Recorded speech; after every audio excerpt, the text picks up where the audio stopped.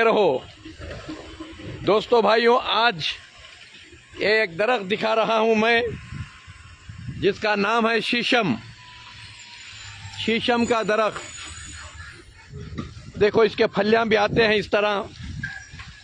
इस तरह फलियां आते हैं और इस तरह पत्ते आते हैं पीपल के पत्तियां की तरह।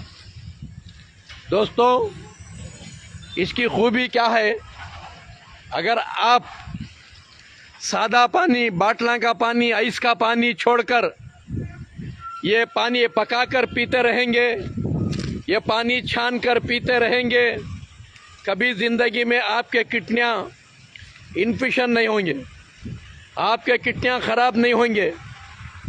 दोस्तों भाइयों, हर तरह की बीमारी से बच के रहेंगे और इसी का पानी पकाकर पिए, क्योंकि दोस्तों भाइयों, अल्लाह दुनिया में इंसान को इसीलिए भेजा है कि दुनिया में इंसान खुश रहे और खुश